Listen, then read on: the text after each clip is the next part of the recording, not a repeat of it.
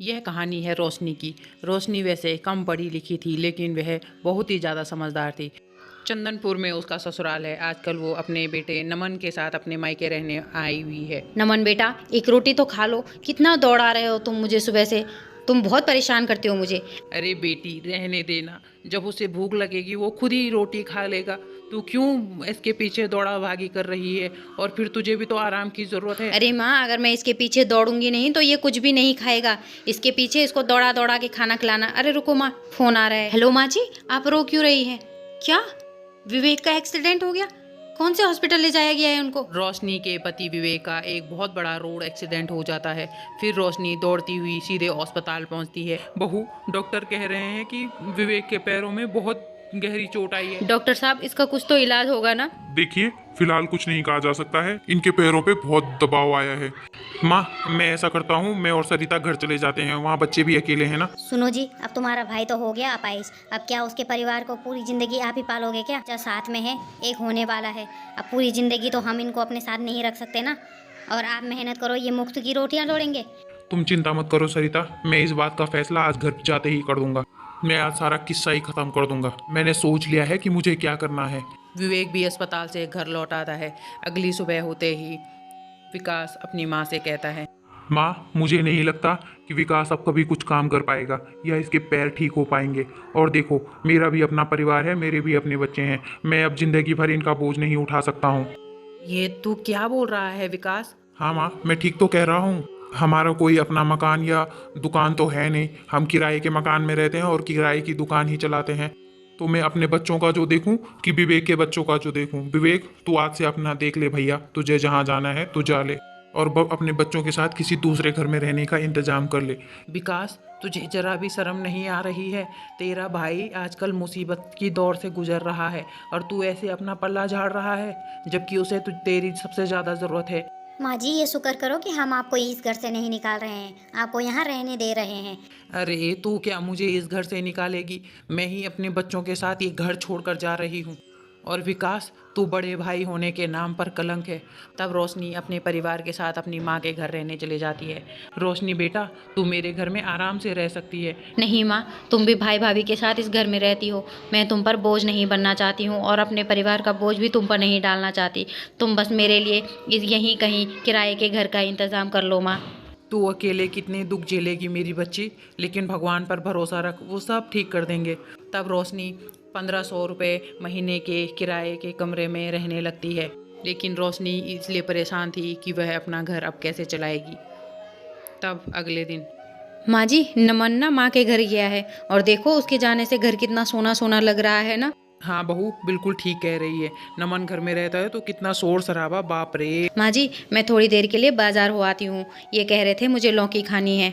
रोशनी सब्जी लेने बाजार चली जाती है, लेकिन वह सोच में डूबी हुई थी।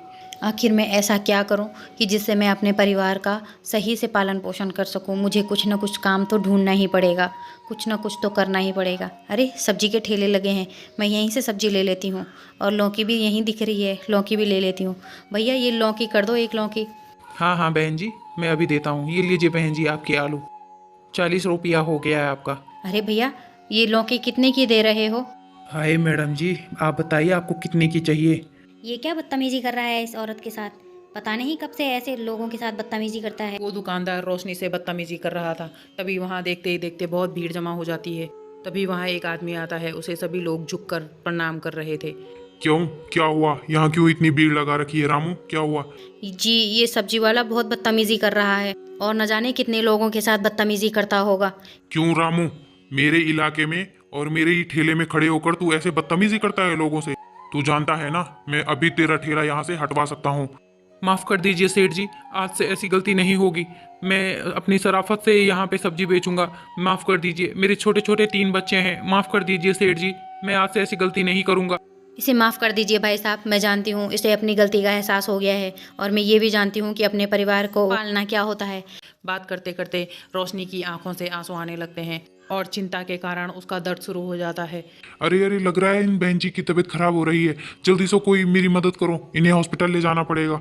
तब सेठ धनीराम उसे अपने साथ ऑटो में बिठाकर हॉस्पिटल ले जाते हैं।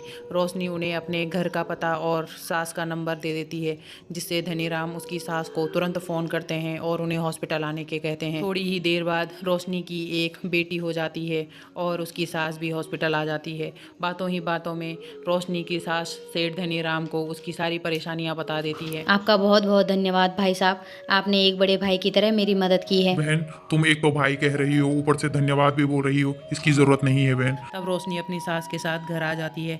कुछ दिनों बाद सेठ धनीराम रोशनी के घर आता है। रोशनी बहन, मैं जानता हूँ तुमको काम की ज़रूरत है, और देखो मेरे पास बहुत सारी सब्जियों की दुकानें हैं, लेकिन संभालने वाला कोई नहीं है। मैं चाहता हूँ तुम उन दुकानों की देखरेख करो और हिसाब किताब संभालो, और मुझे पता है तुमसे अच्छा हिसाब किताब कोई नहीं रख सकता। मैं महीने के तुमको 30,000 दे दूंगा।